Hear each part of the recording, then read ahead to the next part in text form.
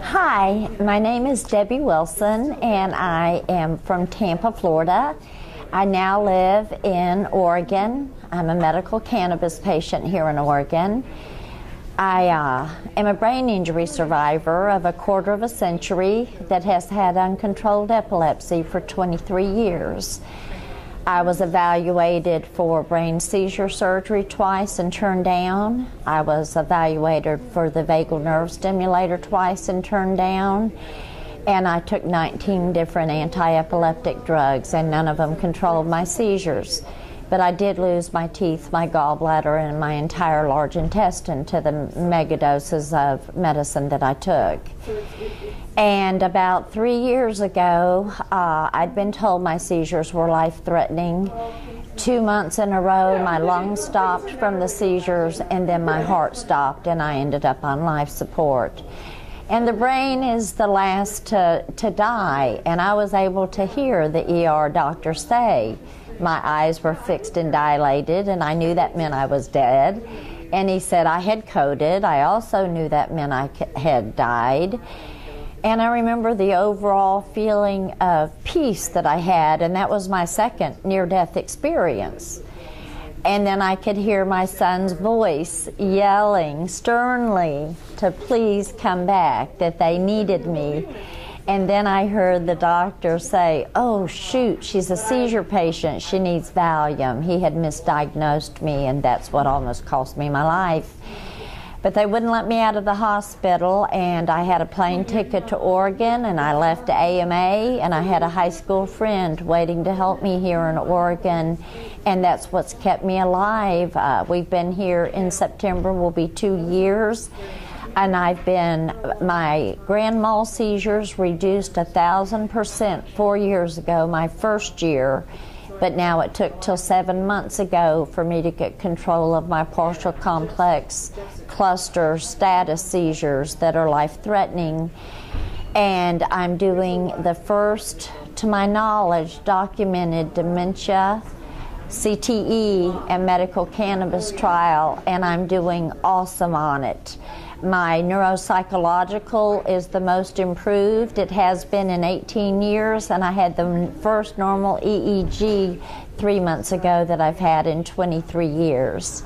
So to be out of diapers, to be out of a helmet, it's just a quality of life that nobody can put into words, and it's just very surreal, and I feel very blessed that God allowed me to get to this point to be able to share my good news, and hopefully one of you all will learn that there's a kinder way to medicate and something much safer.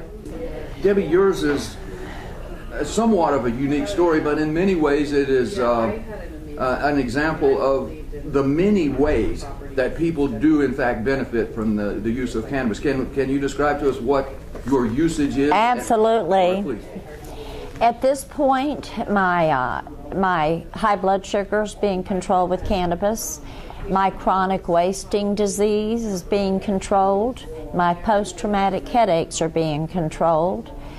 5 different types of seizure types are being controlled. My anxiety, my antidepressant, and my PTSD. I am not on any pain meds. I'm down to 1 rescue medicine a day off of 40 pills a day in 4 years. Now, what particular cannabis strains, or is it oil, or is it cookies? How do you use it? For me, I need a higher THC for my grand mal seizures, and this is going to be different for everybody. I want to stress that.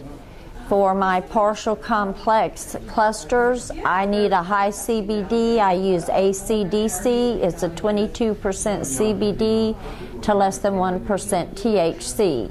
I take it in a capsule form. I have no gallbladder and no colon, so I was finding any of the oils were too much on my stomach, and I was going to have to go back into diapers. So I was able to call pharmaceutical companies and talk to scientists, and they came up with the idea of using a capsule to help protect me from the side effects, and that did the trick.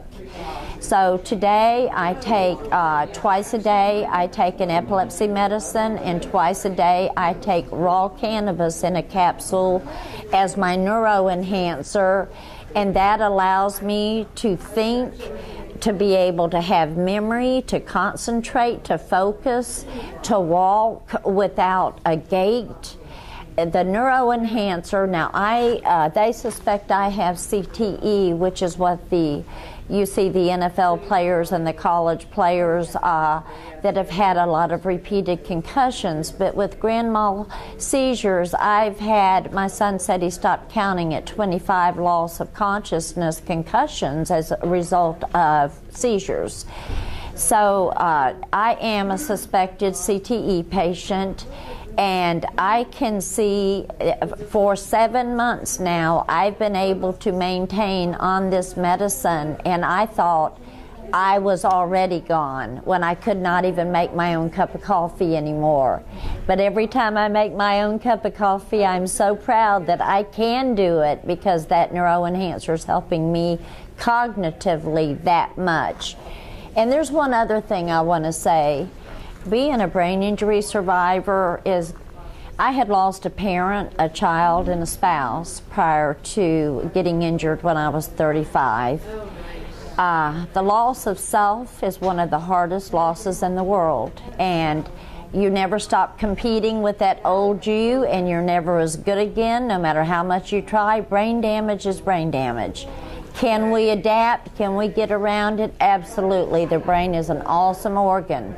Is it easy? Absolutely not. We lose most family and most friends.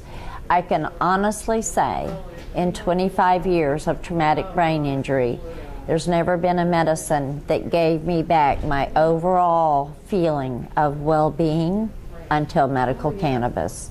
And I have peace of mind and well-being, and those are two things no medicine ever gave me. Is there a website you might want to recommend, some closing thoughts?